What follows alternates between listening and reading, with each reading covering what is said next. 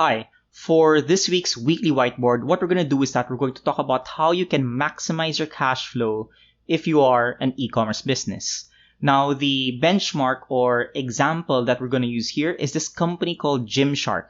Now, Gymshark is a UK-based e-commerce website, and they earn about 150 million pounds on a year-to-year basis. And I found this company interesting not because of the amount of revenue that they're generating year after year, but instead, what is interesting in this company is specifically their cash balance. So if you look at their cash balance, they have about 53 million pounds worth of cash in the bank.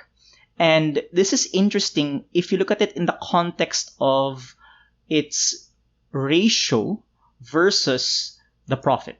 Okay, so if you compare 53 million in cash versus the profit that they get on a year-to-year basis, it's about 1.5x. And 1.5x is really, really good because a healthy business or a healthy e-commerce business usually has 0.5x worth of cash in the bank relative to their yearly operating profit. Now, that's one interesting tidbit. Another interesting tidbit is that if you compare their cash in the bank and look at it relative to their administrative expenses. So this basically means their fixed costs, including salaries and all that. So this is about 10x, okay? And that's really, really good because most companies, or most healthy companies to be very specific, the benchmark there, or the industry benchmark there is about 3x, okay? So they are outperforming most businesses really, not just other e-commerce stores, when it comes to generating cash, right? So how do they do it? So if we look specifically at one metric, and that one metric is cash conversion cycle, you can see here that it is negative 101 days, okay? And what this essentially means is that they have way more payables, meaning other folks, or rather they owe more, like to their vendors and everyone else, they owe more than what they're about to receive. Okay. So this is a very interesting number. Now, again, this is very theoretical and stuff. So I'm going to break it down into how you can have a negative cash conversion cycle. Now, quick one, just to give proper credit. Now, I got this data from this blog.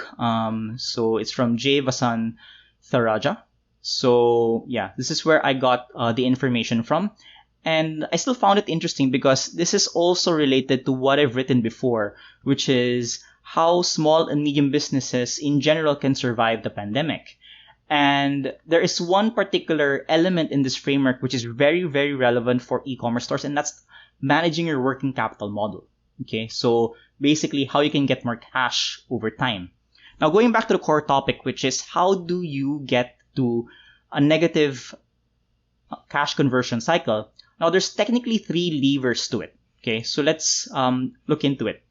So to get to a negative cash conversion cycle, which eventually leads to more cash flow for your organization, there's mainly 3 levers. Lever number 1 is that you want to minimize your inventory. Okay, so instead of, say, for example, selling 50 or 100 SKUs all at the same time, make sure you do some SKU optimization, meaning you want to reduce or eliminate the SKUs which are, just taking up space in your warehouse, right? Because what you want is you want your investments in buying goods to be productive. Productive in a sense that once it gets to the warehouse, the time needed for it to go from the warehouse into a customer's home is very, very short, right? You don't want it to take up so much space in your warehouse because what that means is that it's money spent that is not producing any revenue, right? So you want to optimize your SKU base and only stock the items which are really going out of the shelf, okay? So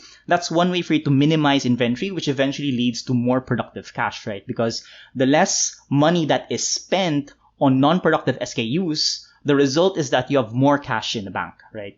So that's one part of minimizing inventory.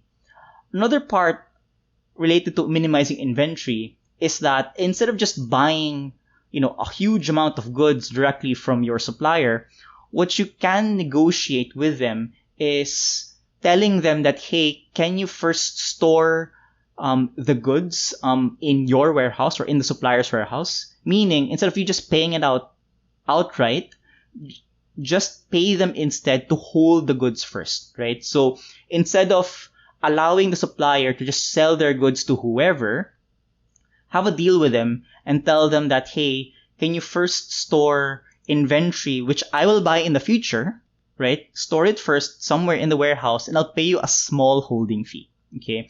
So instead of, say, for example, paying 10 million worth of inventory, you can instead pay, let's say, for example, 100,000 pesos worth of holding fee for about, 3 months or 6 months, right? So what that does is that it frees up the remaining 9.9 million, which could have been spent for buying inventory, to do something else, right? So that's why minimizing inventory allows for more cash in the bank. Now, looking at lever number 2, which is minimizing accounts receivable. Now, the way that you can minimize accounts receivable is by incentivizing your buyers, okay? Incentivizing your buyers to pay in full earlier. And the way that you can do that is by offering them some discounts. Meaning, if you pay, let's say, for example, 30 days ahead of the due date, then you get a 4% discount or a 5% discount. Sure, it might reduce your profit margin, but if you're in need of cash right now, then that is one initiative that you can do, offering discounts for early payments.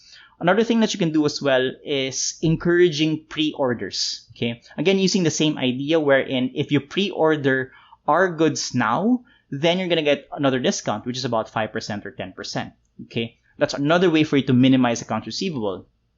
And the third thing that you can do as well is by having membership programs or long-term subscriptions, okay? So if you have some sort of deal where you offer something for, let's say, a 30-day membership or maybe a 6-month membership or something longer, what then happens is that you are effectively getting cash that could have been paid instead in the future, right? So instead of getting the actual cash from month 2, month 3, month 4, or month 5 of the subscription, you're all getting it now on month number 1.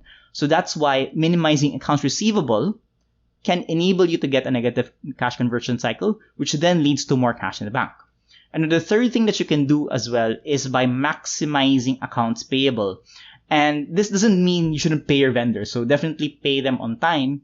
But what you can offer them as an incentive is that, if they can delay or push out the due date, and instead you offer them a certain increment. Let's say the person gets an extra 5% on top of the invoice, right? So that's another thing that you can do. I think this part is the trickiest because there's a lot of relationship building that needs to be involved there, right? So I don't really recommend number 3. As much as possible, pursue lever number 1, which is minimizing inventory, or lever number 2, which is minimizing accounts payable.